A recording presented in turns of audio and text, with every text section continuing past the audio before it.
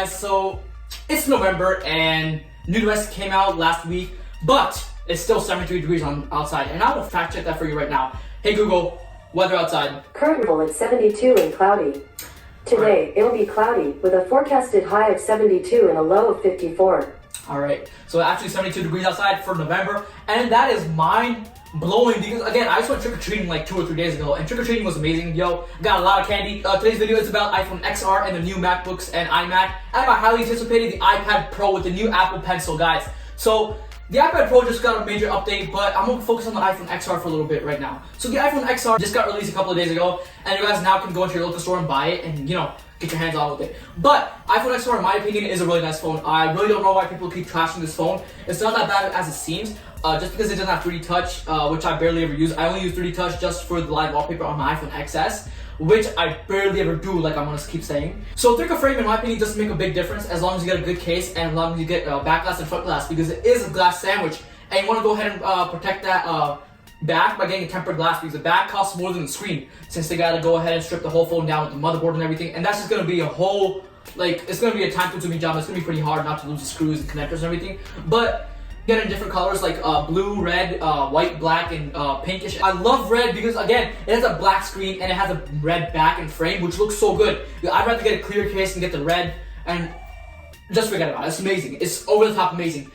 But now, moving on to the iPhone XR affordability and why you should buy it. Well, number one is $749. So you can get an iPhone 10 type of phone with a big display and bigger display than the iPhone XS for a fact, for a better price. So why would you get the iPhone XS if it has a smaller display versus the iPhone XR with a bigger display? Number one, the XR does have a slightly smaller display resolution, which shouldn't make a difference to you as an average everyday user, and does not have a portrait mode camera. It does have portrait mode built in the software, like you can take pictures with blurring the background out and focusing on one object through software, but you won't have the best quality compared to the iPhone XS, where it has 2 lenses, and which one is made for just for taking portrait mode photos, with blurring out the background and zooming in a little bit 2x. Alright, one thing I really like about Apple at this point right now is that they're incorporating expensive ideas in a consumer affordable phone in ideas of XR. Now, going on to the XR's weaknesses, I really have no weaknesses, honestly. I really love its battery life, I love the display, and I love its just frame and everything, because again, I don't mind it being that thick, because I get a Secret Dual Pro case for it, to protect back and front and everything.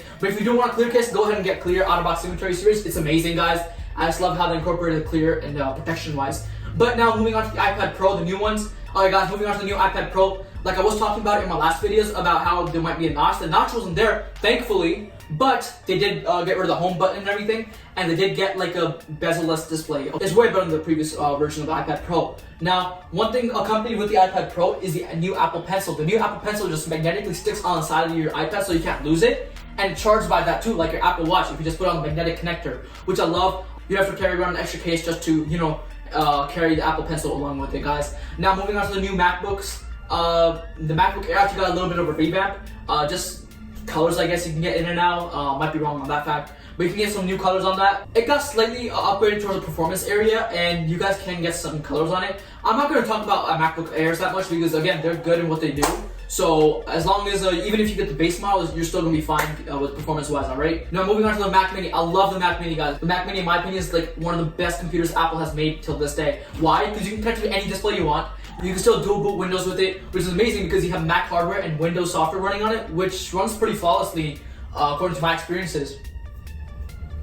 And you can connect as many displays as you want in any type of display, so they won't limit you to getting a 21-inch or 27-inch Mac. You can just get your external display if you want an LG, if you want like one of those 4K displays, TVs, you want to use it as a projector. You can do just too many things you can do with it, alright? Alright guys, one last thing I want to go over for today's video is iOS 12.1. Now, I haven't upgraded my phone to it just yet, but I will be right after I make a before and after video of how my upgrade ended up, alright? So I'm going to go ahead and do that, but before I leave, that I've been having for such a long time is, why should I get a Microsoft Surface Pro running Windows when I can get an iPad Pro running iOS, which can be more synchronized with my Mac, my watch, my iPhone, and my Apple TV.